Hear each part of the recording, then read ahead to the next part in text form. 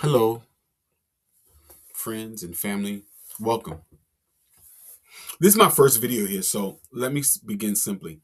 My name is Heraclio Wyatt, and most people call me Pastor Johnny.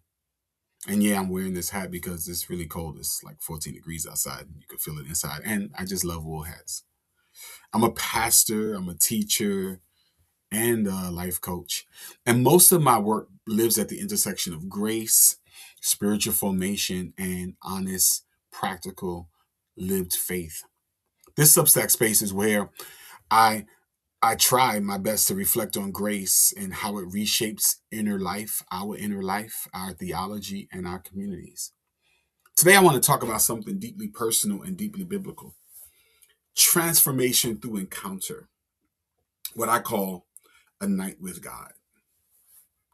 Not performance, not pressure, not religious exhaustion, but encounter. Most of us try to change in the daylight. We try new habits, new rules, new disciplines, new accountability systems. But in scripture, some of the deepest transformation happens at night, alone, face to face with God. This is a story that has always lived close to my heart. Jacob at Peniel.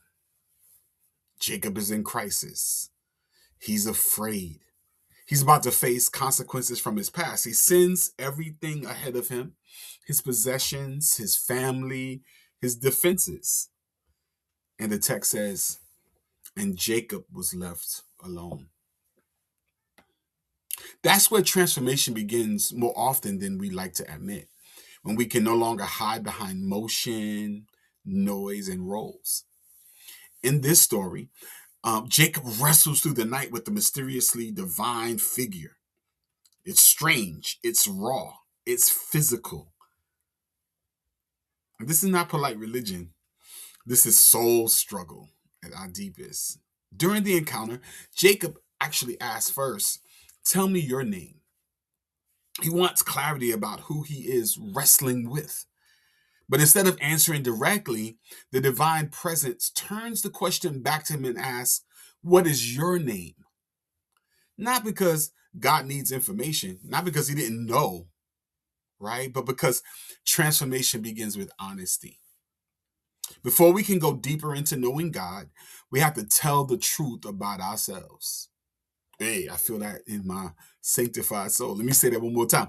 Before we can ever go deeper into knowing God, we have to tell the truth about our own selves. The full revelation of the divine name will come later in the biblical story, generations later, when another solitary figure encounters God alone in the wilderness. But here at Peniel, the focus is not yet on God's name. It's about Jacob's truth. Jacob means deceiver, struggler, grabber. He has to say his real name before he can receive a new one. And then, only then, the blessing comes, along with a new name, Israel. Changed identity, same person, new calling. He leaves wounded but blessed, limping but transformed. And that's important.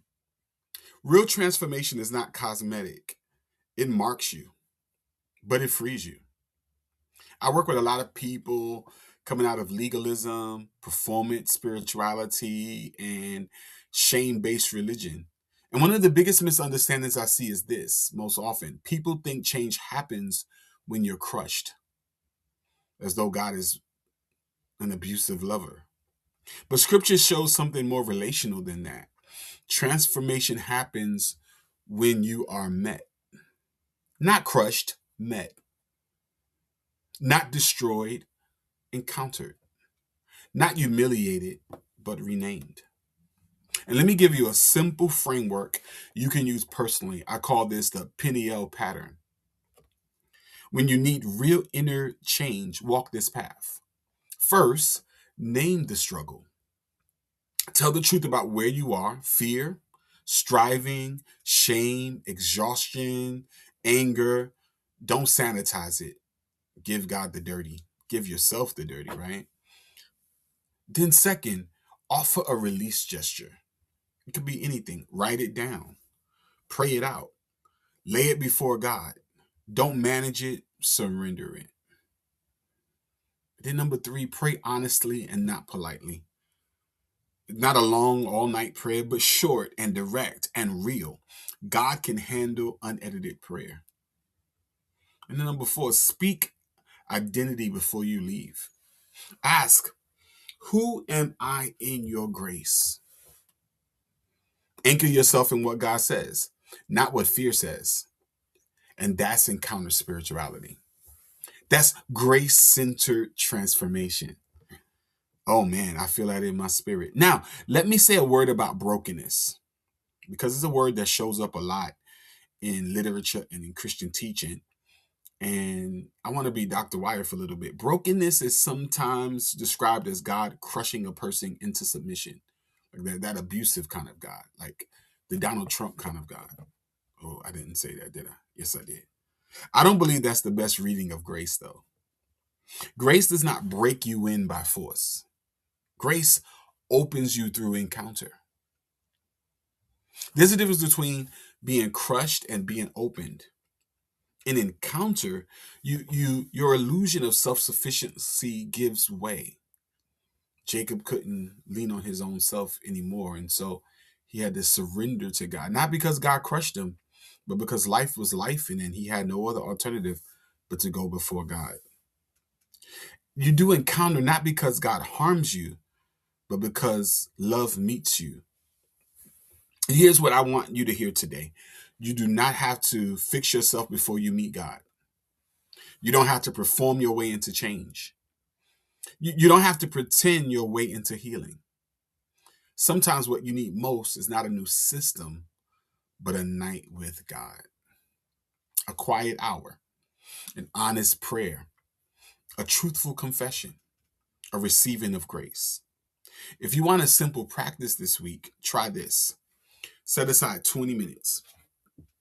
Not performance, none of that. No performance, no script. Just say, God, here is my real name right now. And who do you say I am? Sit with that. Write what comes. Test it again against grace and scripture. And that's how you walk in your truth. Thank you for being here and for walking this grace-centered pathway with me, this grace-centered journey.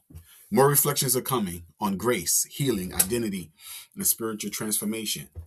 Grace and peace. And I'll see you in the next post.